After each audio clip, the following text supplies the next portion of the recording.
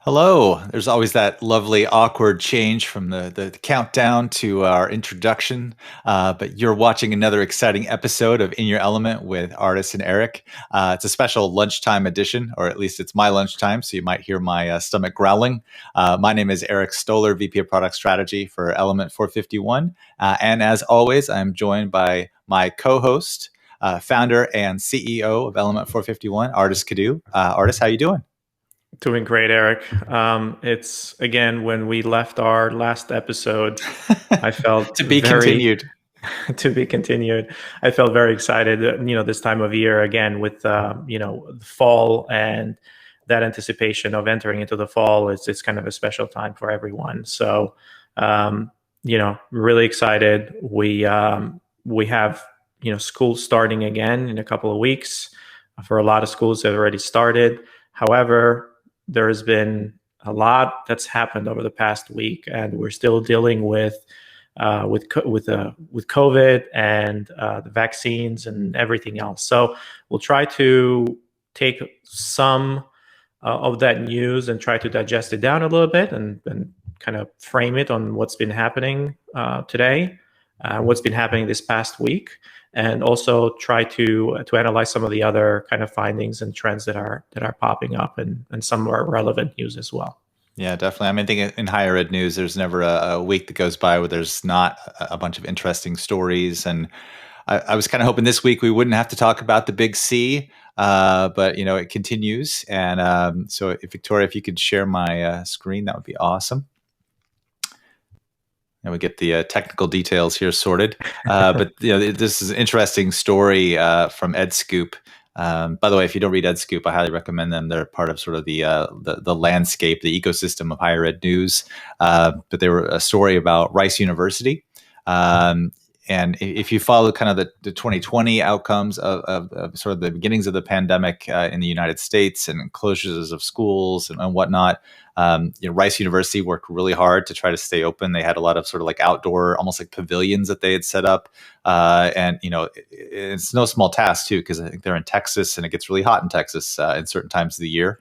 And then this article came out where Rice University, they found an error in their coronavirus testing, which the data that they'd received, Ardis, it basically said you should pivot to online. And they did so, of course, which is the right move. But at the same time, now they're realizing maybe the data that they received wasn't completely accurate. Yeah, and this is it's one of those things where you have pundits on both sides. Obviously, one person is going to talk about one article and another person is going to talk about another article, but sometimes the story is a little bit of both and a little bit grayer here as well. Everybody has to make decisions with the information that they have at hand. Rice University did exactly that. They moved online, and knowing that there was a faulty testing component to one of the testers, then now they are going to hold on to that decision for another 2 weeks, and then they'll reevaluate it after that. It makes a lot of sense to me as somebody who's very science driven to kind of follow to do the best decision that you can with the best information that you can at the time, and then you've got, exactly, and then always pivot. This is something that we're going to see from a lot of different institutions. I don't think we will see a lot of online moving back to online this year, given that we now have, and this is perhaps one of the kind of the segues into our next story, given that we now have the tools and the vaccine and the power for institutions to mandate vaccinations on campus. Yeah, well, because there's the full approval now of the Pfizer vaccine, which I believe that was that yesterday or the day before that came out, and so that effectively triggered a mechanism that a lot of institutions had in place, where they said if there was approval of a vaccine, then we would automatically sort of mandate vaccinations. And I believe I think it was the president of the Ohio State University was on the news today talking about their decision. So Ohio State Yep. is mandating vaccines. I think University of Minnesota had previously stated that they were going to mandate and when there was an approval of a vaccine. I think the count of sort of vaccine requirements, I think it was well over 600 institutions. Yep. And I think it's probably going to go beyond that very quickly now. Yeah, I mean, if you think about it, it's no different than any other immunization that you receive and that you're required when you're coming to campus as a student. We have in our CRM and in our enrollment, like we have checklists of submitting your immunization forms and submitting your all of those records there. So in this case, now it becomes just another immunization that you are required to have before you come to campus. So that essentially has helped a lot of institutions to start mandating it. Now, we don't know if if this will affect or how will affect the actual infection rates, because as we know, there's been a lot of folks who have gotten the vaccine and still have gotten COVID, maybe not to the rate that, or not to the degree the of impact getting hasn't really been as sick. severe. Yeah. The Exactly. severity of it's been lessened, thankfully. But Exactly. yeah, it Exactly. goes. I can't remember the university now off the top of my head, but they had a number of breakthrough infections. But again, thankfully, the severity will be so much less than before. Yep. Yeah. Yep. And again, it's just, like you said, Ardis, it's sort of following the science. And again, you're going to see, we're going to see it probably starting soon where our clients are going to say, yeah, add COVID vaccination into, the CRM as a part of the checklist. Because I mean, how many times have I've gone to 3 different institutions. I went to community college, I went to university for my undergrad, and then I went to another university for my master's degree. And I remember I had to showcase my immunization record, go to student health services and say, this is what I've, had over the years or whatnot. And it's just kind of going to be, it's a basic part of life already for so many other things. So that's probably what's going to happen. We know it's a hot topic, Eric, and we're not going to go away from those discussions. Either you might be on either side, but at the end of the day, the institutions will make decisions of what they think is best for their institution at the time and their students and their faculty and their staff. And in this case, it seems that the majority of institutions, we're going to see that mandate being required really, really quickly. And it will be very different from last year. So last week we talked about, are we going to have a rerun or is it going to be a reboot? And it sounds like this is going to be a reboot now that they have the tools in place to make very different decisions. Yeah, absolutely. I mean, I think that, get your vaccine if you're at one of those institutions that's mandating it, because I've heard of schools that are already disenrolling students, and which will be interesting to see just from a policy and timing perspective, because you do have to have a gap between, the shots. Yeah. Yeah. I'm not a big fan of disenrolling students. I think that's going pretty intense. Yeah. Further. Yeah. There should be a way for those students to still attend the institution, and it should be online or otherwise. Even if the school doesn't have that online component, then they're really lagging behind. So they should have those measures in place already to handle the students who can't or will not take that path. Yeah, well, exactly. I mean, for the disenrolling of students, I guess it's a headline, very bold headline. But at the end of the day, what were you doing before when you were online? You had online learning, and of course, when schools pivoted. So yeah, it's a very sticky topic. It will continue to be so, and it's one day at a time, and new information comes in, or new articles. You synthesize that and try to do the best you can. Totally different topic. No way I can segue this eloquently. We talk about the really hard topics at first, and then we kind of end on lighter ones, or at least more upbeat ones. So I hope so. I hope so. Well, let's kind of stick with the tougher stuff for just a little bit longer, and that's really about sort of the FAFSA numbers that we continue to track in terms of the number of students who have applied for federal financial aid, because that's where you get your grants and access to loans, and oftentimes the FAFSA numbers are good indicators for sort of diversity and equity and inclusion metrics, because of course, uh, people who need those funds, obviously, that's kind of like the gateway into higher education. I myself, without the FAFSA, would have never been in higher education in terms of as a student. So I've been looking at the numbers. There's a specific article from Colorado here where, was it during the 2020-21 school year, the number of Colorado students specifically who completed the FAFSA application, it dropped by a huge percent, 5.6%, which is, again, the second consecutive year. And it's attributed to the pandemic. And that really needs to turn around. yeah, we know that FAFSA has been a measurement of it's been a measurement of kind of the access to schools for underrepresented communities, or underrepresented students, and socioeconomic, lower socioeconomic populations. But what's happening now is that the compounding effect of those students not being pushed and not being kind of guided through that process is having a huge impact on those numbers as well.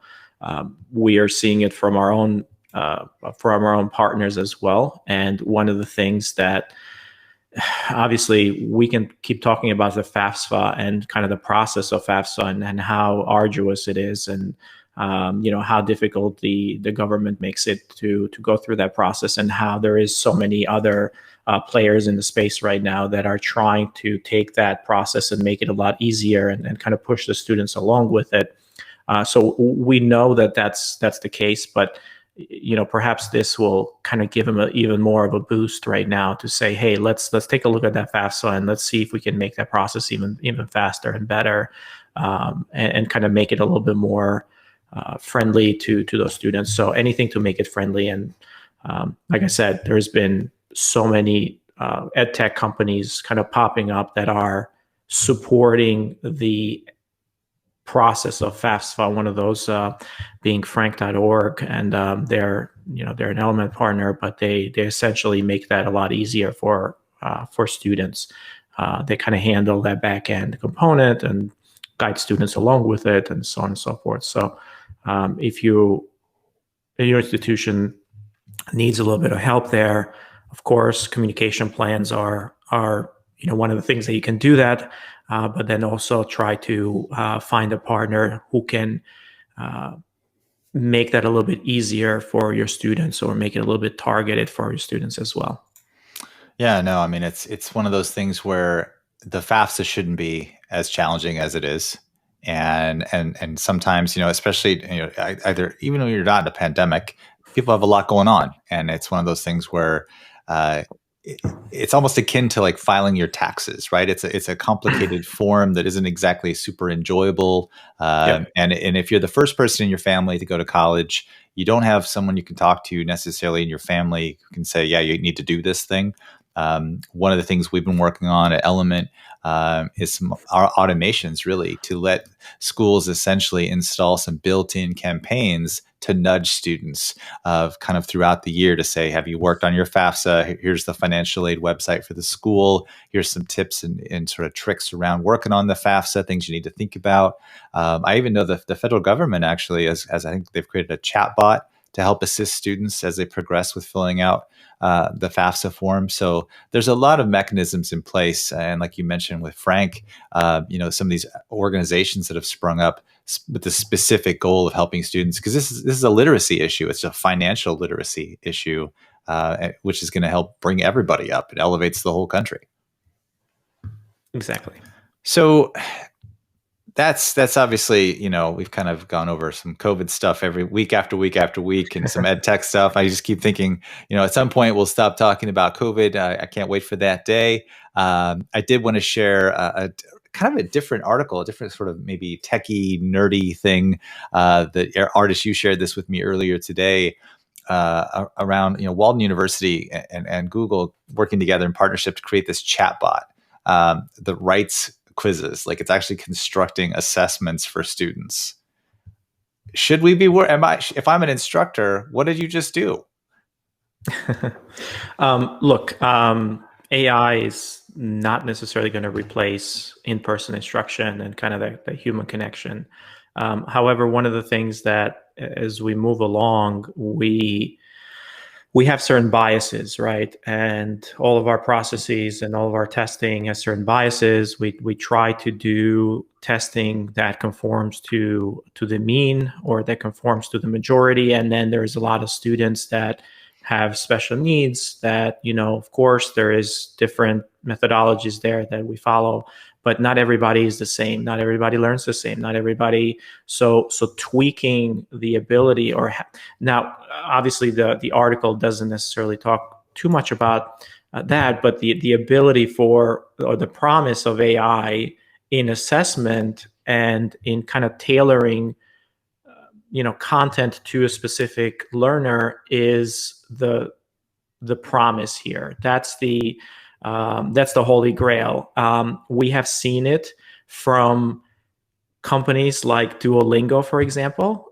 They use AI very heavily, and they personalize your learning of a particular language based on how they give you words and how those are put together. It's no different here, right? So you have a target learning, or you have a particular objective on that test or on that lesson, and then how you get there can be a little bit different for everybody, right? And that's where AI makes it really easy, and that's why automation makes it really easy. And that's what at Element451, this is what we talk about. It's like the bringing that student in class or engaging with that student and kind of talking to them. It's not, you can do it, but how do you take that and personalize it at scale? Because I can do it for 10 students for today, but how do I take that personalization and now make it for 1,000 or 100,000 students that I need to reach out to and communicate with? And in the testing, it becomes the same. It goes the same with the SAT, ACT, with all of our standardized testing. How do we, are those tests even more effective now? Do they predict outcomes for students? And, the answer is very unclear at best, but, worse is, well, they don't really, because the outcomes are not really predicted by those tests. So it's just another barrier that students have to go through to get to that college. And we know that, as the pandemic happened, those tests became optional for a lot of schools. And the data will be available in the next couple of years to see what the outcome of those students that entered without those test scores, if it's going to be, the outcome is going to be worse, better, or not. But for some shorter term programs, we've talked about it. It's been, insignificant to say the least. And we will have to wait and see. But the promise of AI and the promise of automation and technology is that we can all learn a little bit differently, and the systems and the tools in place will get us to that outcome, will get us to that objective a lot faster in a more personalized manner. Yeah. Well, and again, if you can, when you work out the bias aspect, it's even better. I keep thinking about holistic admissions. When you start talking about test optional or test blind, and how do you scale holistic admissions when there's so much work that goes into that in terms of decision making, and using AI to do that is just it's an easy maneuver for institutions.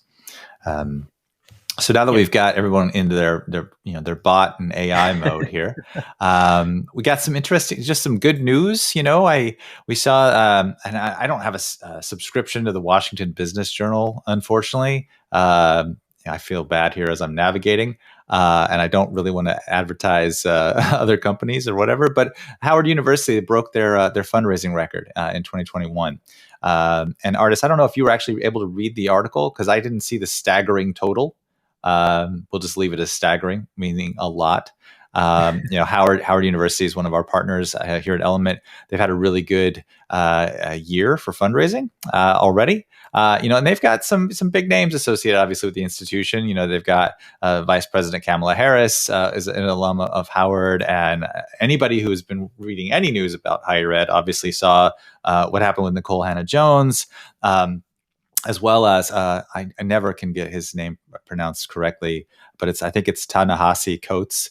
I hopefully got it right there, first crack. But basically, Nicole Hannah-Jones, also an Iowan like myself, which I love that. She declined a job with the University of North Carolina and went to Howard. And it seems like Howard is always in the news for making the right decisions. As an HBCU, in the DC area, they're always making the right moves. Yeah. I mean, certainly we applaud them for that. And there's been a lot of HBCU news lately, and HBCUs have kind of been top of mind for a lot of folks. And as we talk about, access, and as we talk about kind of inclusivity, and so HBCUs are one of those institutions that are always top of mind. As we also know, the new funding and the new budget plan from President Biden, they include HBCUs, and they carve out specifically money in there as well for that. So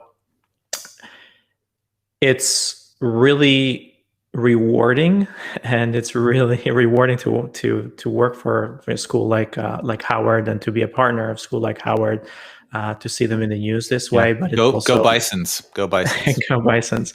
But it's also really really happy that HBCUs are kind of progressing and moving forward, and that's been an incredible kind of journey.